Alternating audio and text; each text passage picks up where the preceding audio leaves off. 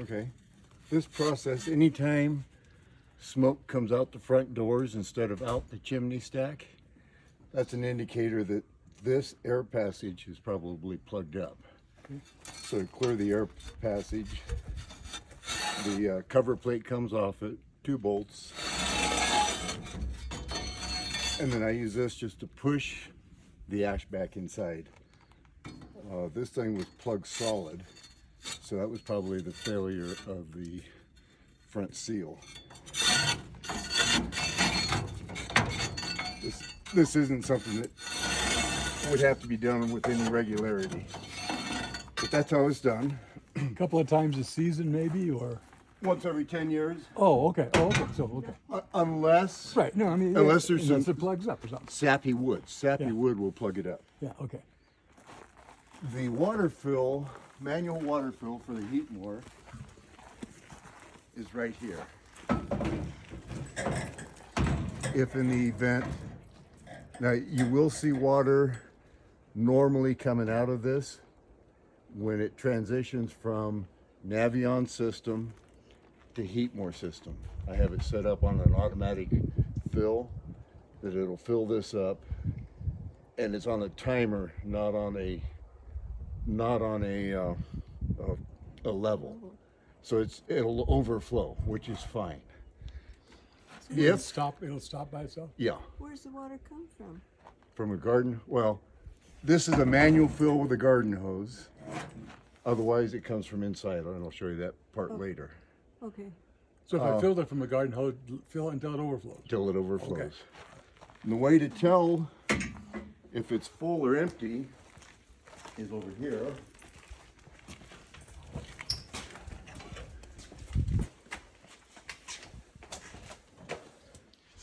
This little, there's a bladder in here, and there's a little hanger here that says add water. When this bladder is full, and you can feel it in there. Of course, you're gonna get all dirty like me. It's okay.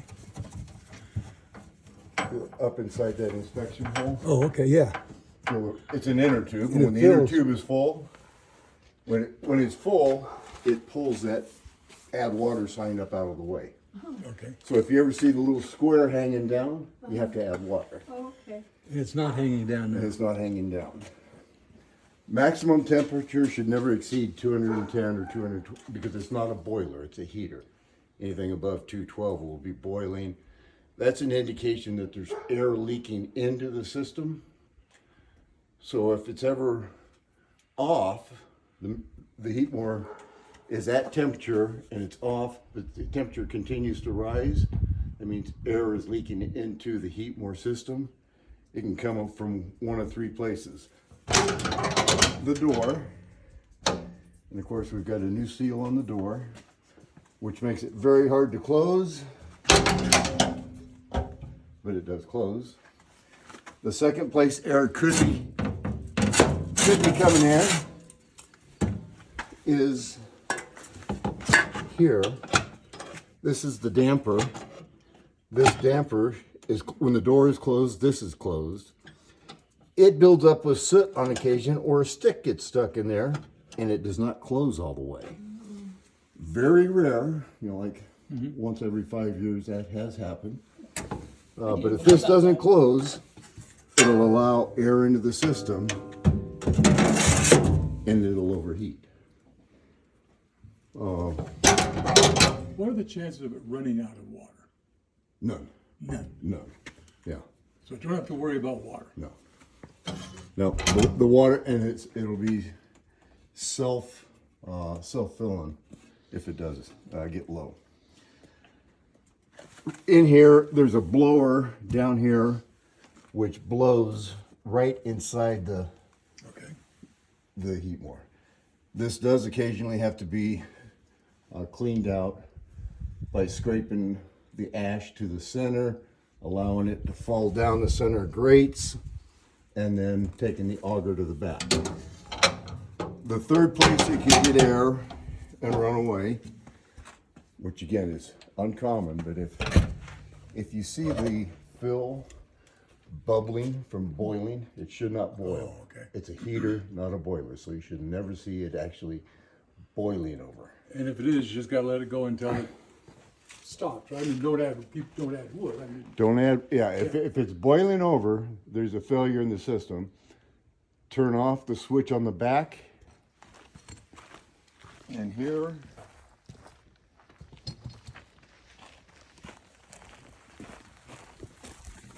okay. This is the master control switch for the Heatmore. On, off. If it's ever boiling over, turn the switch off, and that'll turn the fan off. The other place it could get air to run away would be through here, through the clean out. If that's that loose, that would allow it. And with heat expansion contraction, this has been known to vibrate loose, so I check it once a month. That's also how you clean it out. Do you auger it out about once a month also? Or? Yeah, Okay. once a month, depending upon how heavily it's used. Okay. When you auger it out, remove both of the thumb screws and take them completely off, and then insert the auger and simply rotate the auger. And the auger's here. Yeah. The Is that if the system for some reason seemed to be failing, is that the master switch? Does that shut the whole thing off? Or No. Is there okay.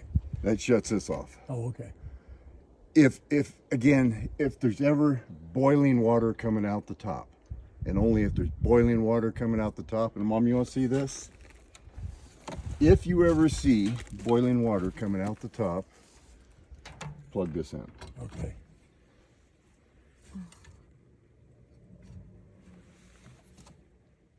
What does that do? This pump is a recirculation pump, and it pushes water through the entire system, Oh, okay. absolutely everywhere. And I guess this switch has to be on to do that. I Yeah, can hear it. it just turned on, yeah. Yeah. Yeah, let me.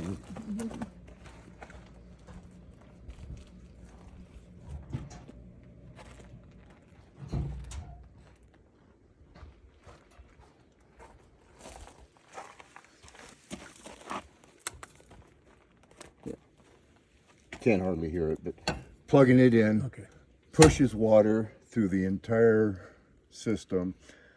It's probably about 112 gallons, I think, is what we have with all the hoses.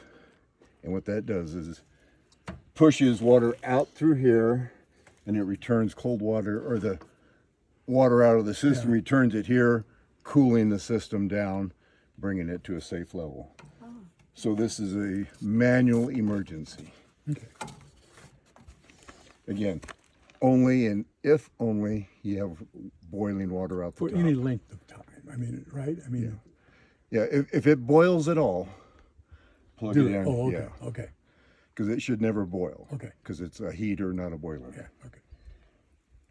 On off, these are the temperature controls a high and low temperature and the automatic shut off, the fail safe.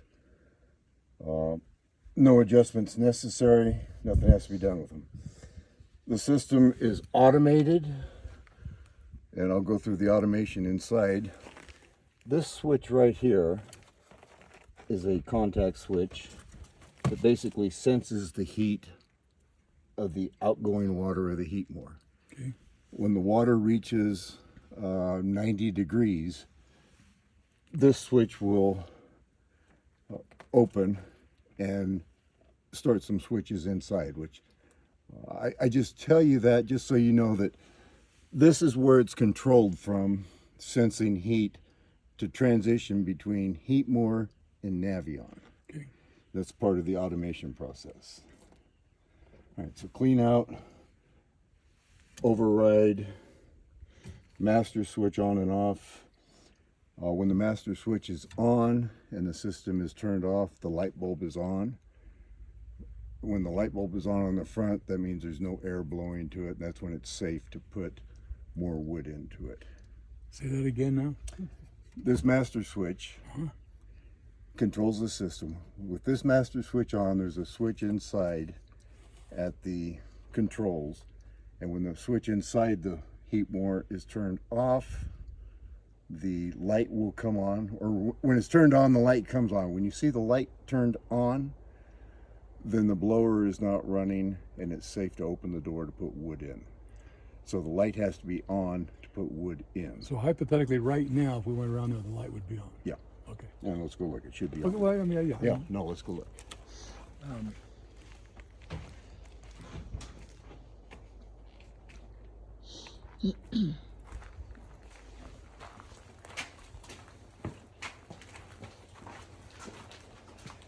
And we have a light. Oh, okay. When you turn the light off, turns the system on. Light on, system off, so it goes from one to the other. Now it's safe to open the door to the first notch, Got the air, let the air in. If it's gonna backflash, backdraft. just like a wood stove. Yep, we'll let it do it all right here in a safe position, and then we can open it to put more wood in.